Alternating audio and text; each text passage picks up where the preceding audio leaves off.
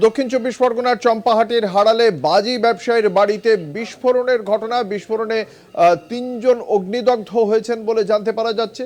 বাড়িতে বাজি মজুদ ছিল বলেই খবর এবং সেখান থেকে বাজিতে বিস্ফোরণ।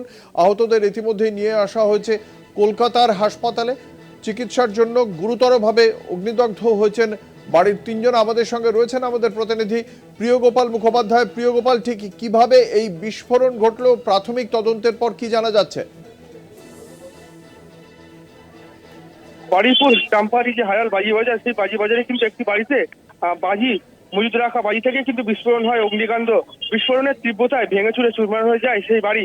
শনিবার দুপুরে ঘটনাটি ঘটেছে বারুইপুর থানা এলাকার চাম্পাহাটি গ্রাম পঞ্চায়েতের হারাল গ্রামের সর্দারপাড়ায়। স্থানীয় বাজি ব্যবসায়ী পিন্টু মণ্ডলের বাড়িতে এদিন বিস্ফোরণ ঘটে।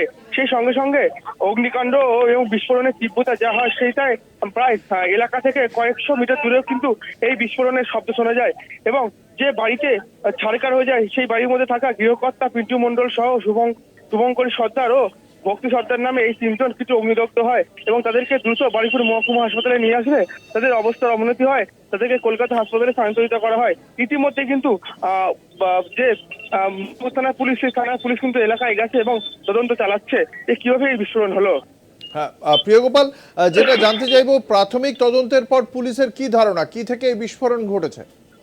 একদিন প্রাথমিক তদন্তে যেটা জানা যাচ্ছে যে যে বাড়িতে যে ইলেকট্রিক শর্ট সার্কিটের কারণেই এটা জানা যাচ্ছে পুলিশ সূত্রে খবর, কিন্তু একদম স্পষ্ট জানা যাচ্ছে না যে কি কারণে এই বিস্ফোরণ হলো এবং যে কত পরিমাণ বাজি মজুত করা ছিল সেটা এখনো জানা যাচ্ছে না। তবে বারুইপুর থানার পুলিশ তদন্ত চালাচ্ছে। এই যে বাড়িতে এত বিপুল পরিমাণ বাজি মজুদ ছিল, এটা কি আইনি পথে ছিল, সেই বিষয়ে কি কিছু জানতে পারা যাচ্ছে?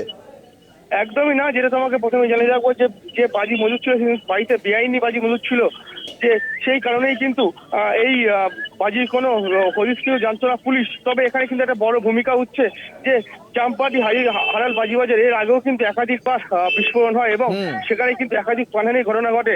তবুও এখানে বারুইপুর থানার পুলিশ এরকম যে চাম্পাহাটি বাজি বাজারে যে বেআইনি বাজি মজুদ রাখা হয়েছে, পুলিশের কি বক্তব্য? বারবার এই ঘটনা ঘটছে এবং এবারেও একই রকম ভাবে বেআইনি মজুদ করা বাজি থেকে এত বড় বিস্ফোরণ, যাতে তিনজন অগ্নিদগ্ধ হয়ে এই মুহূর্তে হাসপাতালে চিকিৎসাধীন। পুলিশ কোনো খবরই পাচ্ছে না।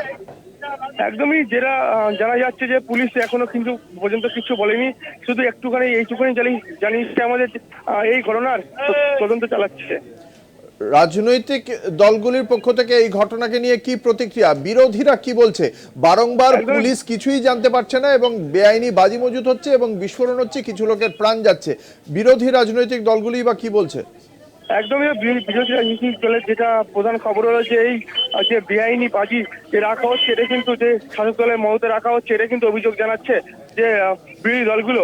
ইতিমধ্যে কিন্তু শাসক দলের পক্ষ থেকে যেটা জানানো হয়েছে যে চাম্পাহাটি বাজি বাজারে যারা ব্যবসা করে তারা কিন্তু প্রত্যেকটা কিন্তু এরকম ক্ষতি দেখা সম্ভব না পুলিশ প্রশাসনের। তারই মধ্যে কিন্তু যে পুলিশ মাঝে মাঝে ধরপাকড় চালায়, কিন্তু যদি আগুন লেগে যায় তাহলে তাদের কি করার আছে।